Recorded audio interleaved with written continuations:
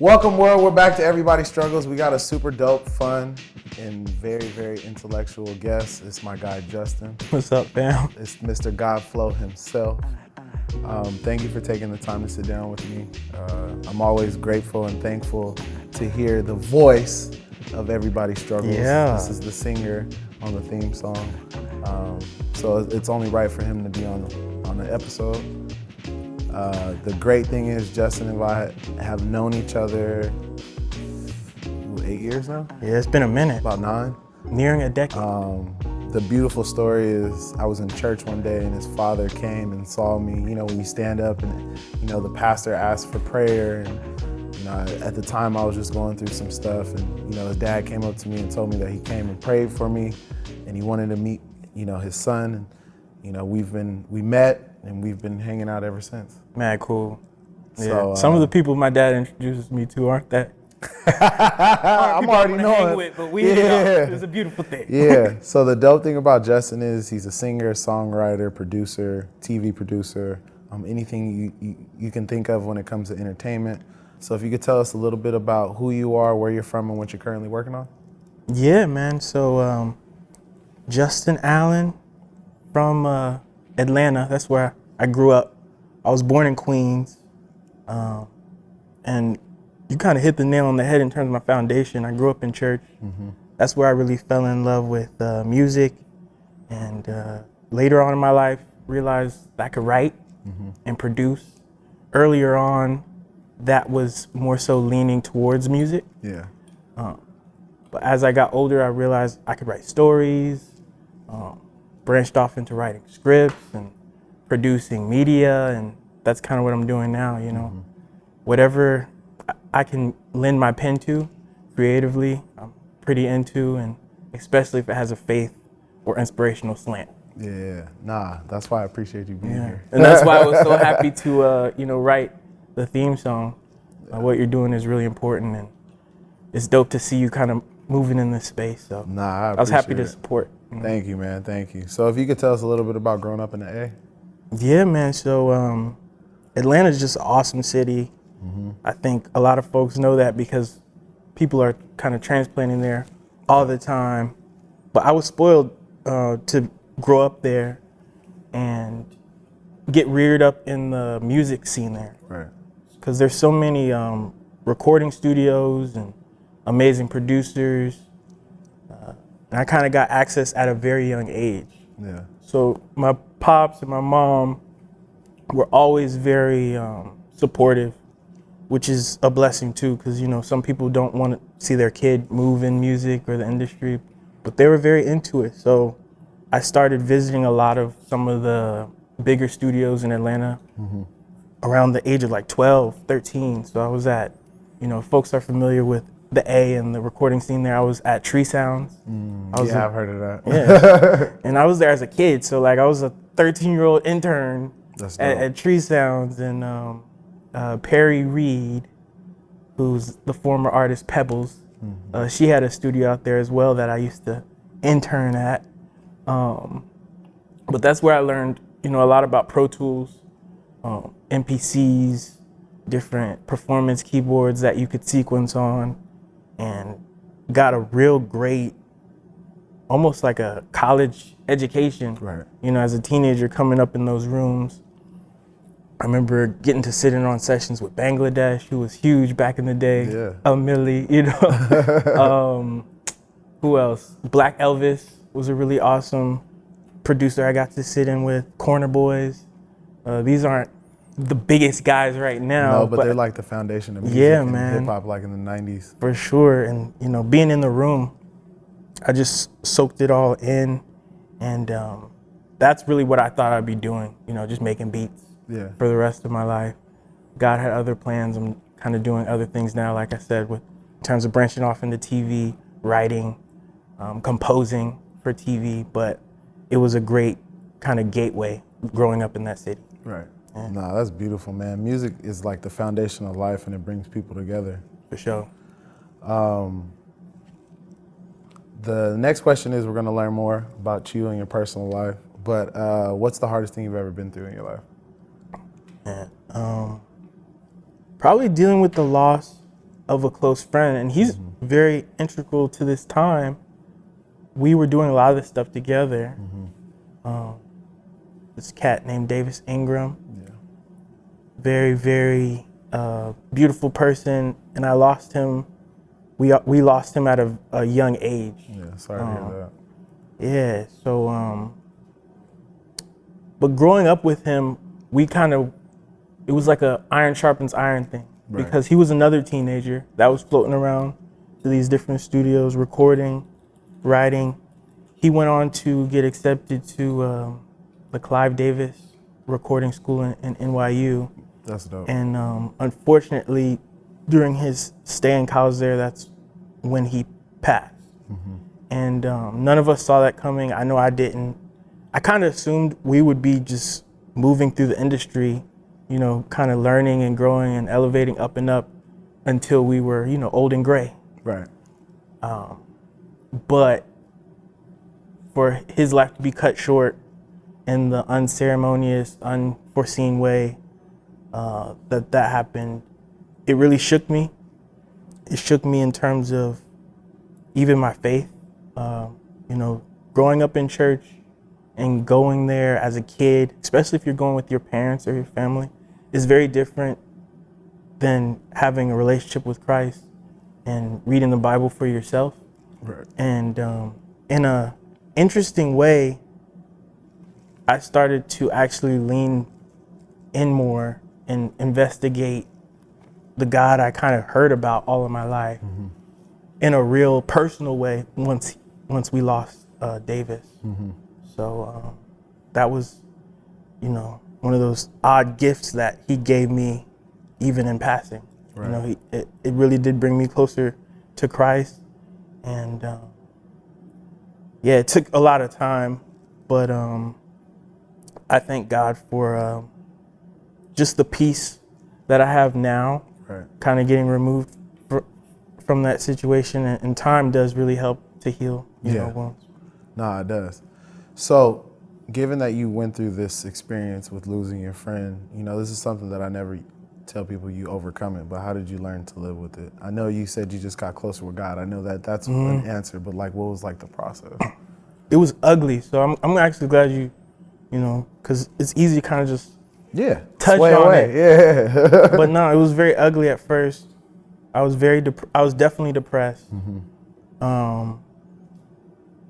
I felt like I was kind of just wandering through life for a bit because we were very close. And again, it came out of nowhere. And I questioned like why God would let this happen. I think that's the natural thing to ask when someone talented, kind, passes at a young age. And I stayed there for a long time, but over time I realized, you know, mental health is real. And you never know what people are going through. Yeah. You know, and I don't know everything about him or that situation as close as I feel like we are. You can't know fully a person, you know, what's going on in their mind or in their heart, with them physically. So over time, I kind of shifted from why would God let this happen to thinking about this is kind of an anomaly in my life to lose somebody like this. And that's part of the reason it hurts so much. Right. And in the grand scheme of things, I'm very blessed to not lose a lot of friends or have healthy family and be healthy myself. I kind of ignored all the other blessings in my life because this really ugly thing happened. Yeah. And over time, I realized that was a bit immature, and it was not really honoring all that God has done for me. Right. In terms of blessing me with a beautiful family. You talked about my dad and my parents. Then I took it a step further and thought, you know, the fact that I even got to know this person at all. Yeah. You know, and got to spend not just time with him, but quality time. We were in the studio a lot together, and sometimes I look back at, you know, us in those oversized white tees. Hey, you know, that was an era that can't be repeated again. Yeah, man. In those recording booths, in those spots, like we really had a lot of great memories where, again, we sharpened each other's skills, but even more so, we got to love on and spend time, together just as bros. And that's a blessing, so to just take this ugly event and have it blot out my entire faith and allow it to outweigh every good thing that's God has done and is doing in my life. Over time, I realized that wasn't appropriate. I couldn't live my life that way. Yeah, you're right. And it's crazy because since my grandfather passed away 15 years ago, about 16 now, the way that I always try to live is when you lose somebody, you do the things that they never had the opportunity to do. Fire. Because then that way you can kind of build a legacy for their life. Fire. Yeah, like, Adrian obviously knows, but we've lost a good amount of relatives like in the last couple of years. And, Adrian was on my ass, my cousin, about filming and finishing this. But everything kind of honed in because it was like death after death keeps coming. Yeah. And like you have to take a couple steps back and like really appreciate it because life is short. Like you got to spend time with people because you snap your finger and somebody else could pass away. So real. And these are the things that we take for granted. Like we don't pay attention to those things. We don't check on our friends after a week or 2 weeks. I mean, you and I have had a mutual friend that passed away in time too. Right. Somebody you introduced me to. Yeah. And the crazy thing is because she's in my phone book, I still keep it there. Yeah. Because when I scroll, I'm like, it's that simple reminder of that person. Like I still have like all my friends that have passed away. I still have their number in my phone book because I'm not going to delete it because it reminds me where I was. And I love that, living and doing things in their honor, in their name. And it definitely makes it more paramount to make the trip to go see that person. Yeah. It's easy to flake now than ever before in history, but we have to be there for our friends and we have to check on people and not just ask like, how you doing and not be ready to really sink your teeth into what's on the other end of that question. Yeah, because most times the people that say that they're okay, they're really not. So my next question is, what are some of the life struggles that you've had in your life? So that was a big one. Like on a day-to-day tip, I feel like communication. I wear a lot of different hats in terms of just creatively with work. And then also, I'm a husband now. I just got married. And I'm still a son. I'm still a brother. Yep. And love it. You can't speak and kind of treat each of those spaces the same. No. You have to change. Even if you're a good communicator, you have to adjust your tone and your approach to whatever space you're in. Right. So like, sometimes it can be difficult to just remember, oh yeah, I gotta put on a different hat here. You know what I'm saying? You can't talk to your boy, so you talk to your wife. No, or even you can't be on set and acting like a producer at the house. Yeah. Like this is not gonna go down well. Wifey's the producer. Right. So what are you doing to overcome that? Reading a lot. Okay. So I've been reading a lot of books. That's how you were when you walked in? Yeah, man. And then praying a lot at the top of the day. I realize my days flow better when I do a devotional and I pray and I don't just launch into my day. Yeah. I'm tempted to because, time is a thing and it feels like on one hand, I might have more time to do stuff if I get started now. Or earlier. Yeah. But that's when I know I make mistakes in terms of just communicating and making sure I'm kind of bringing what I'm supposed to be bringing to each space that I occupy that day.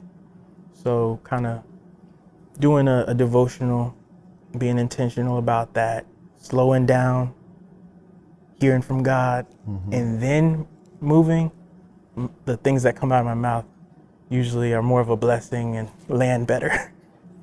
It's crazy, man. That routine thing is so important because, like, I notice how, like, my mindset is if I sway away from my morning routine. It's like Yeah. that anxiety hits, or like the sense of rush, urge, and all that, like, just Sure. kind of hits. So, like, I definitely understand how that is. Do you feel tempted though to skip the morning routine sometime? Every day. Yeah. Because I really want to get an extra 30 minutes laying in bed, Right. or I'll leave it. Right. You know, but like the thing that I've learned is like my routine is what really like keeps me honed in. You know, like I think it's important for us to clear our minds to be able to be prepared for what's going to happen the rest of the day. Yeah. If we have a cluttered mind, there's going to be more cluttered stuff going on to the point where you just don't know what to do. That's huge. And then to decompress when you get home. Analyze and think about what happened today, how you could be better, how, you know, there's certain things that we have to do. The start and the end. Yep. Yeah, that's And, fire. you know, when you said you're reading, I think it's important for us to read and educate our minds because it stimulates, you know, our being.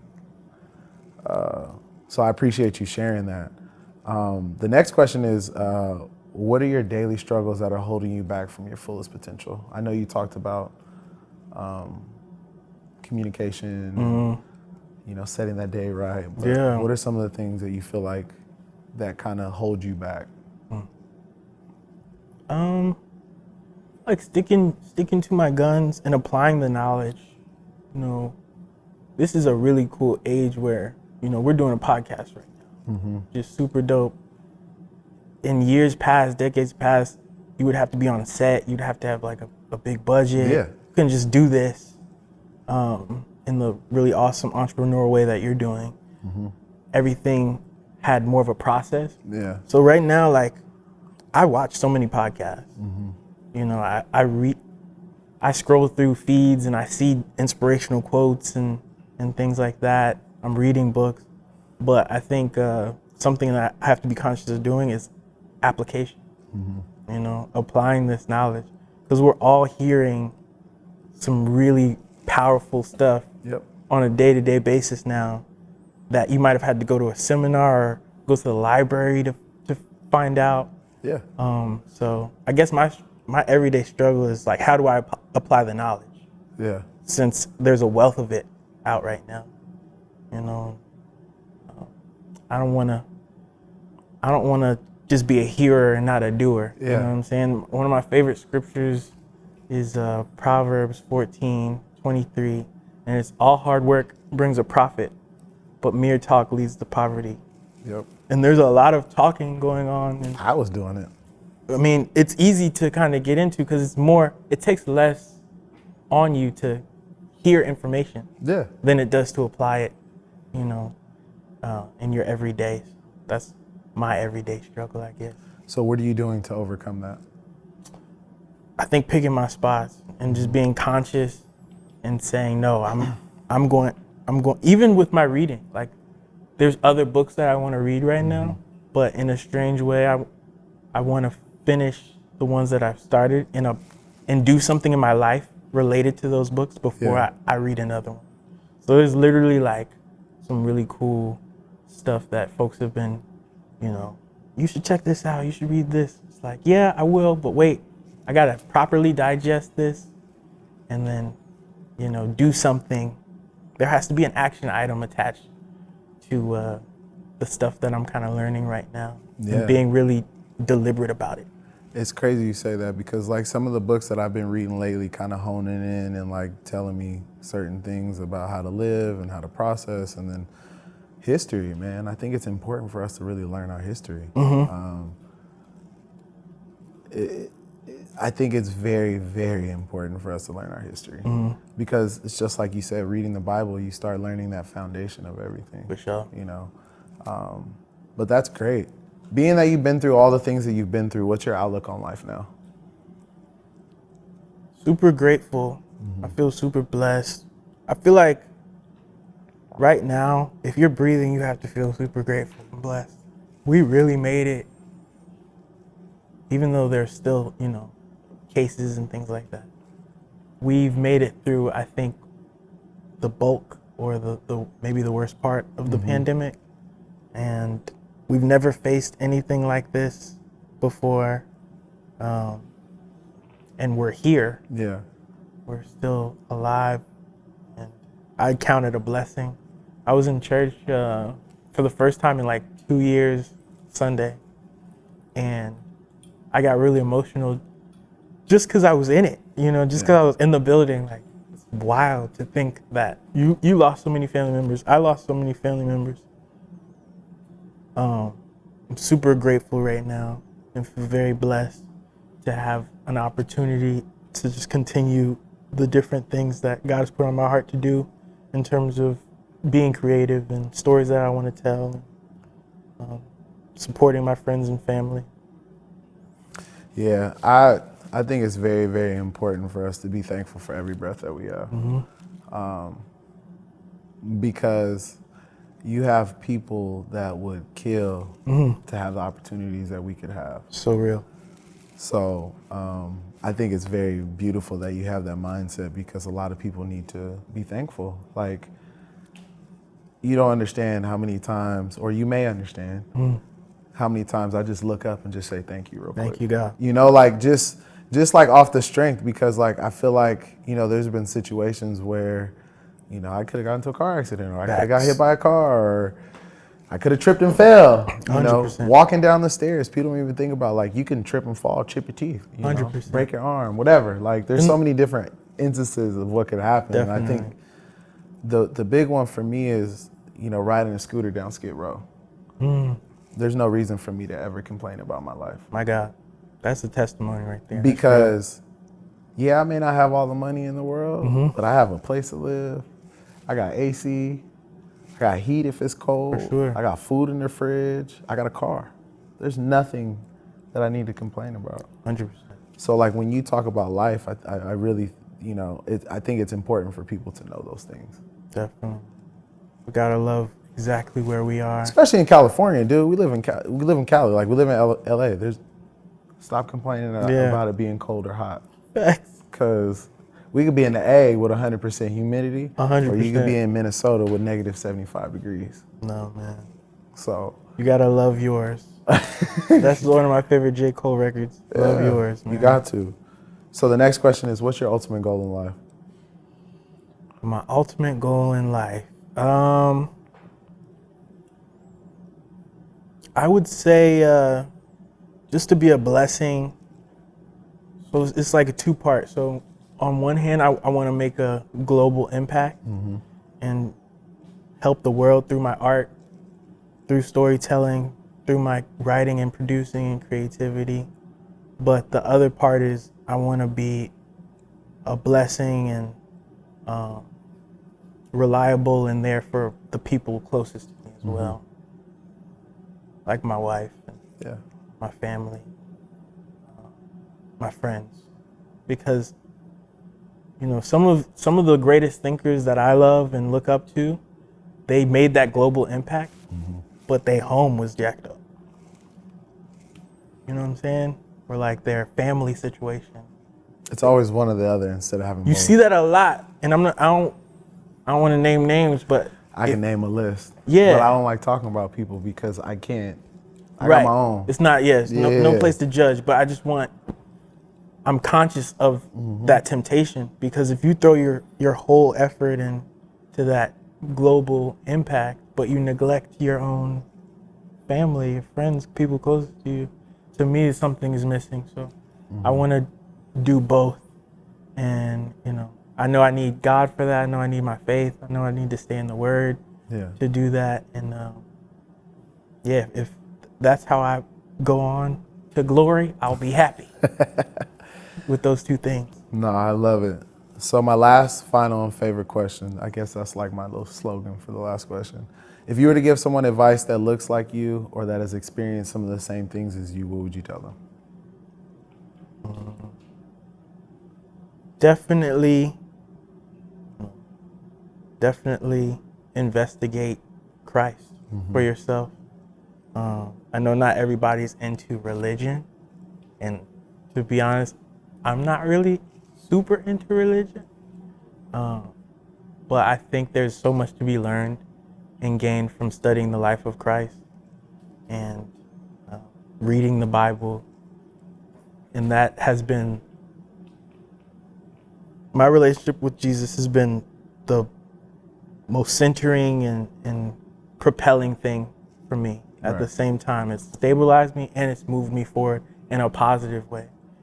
And I know I'm a better friend and family member and husband because of my faith.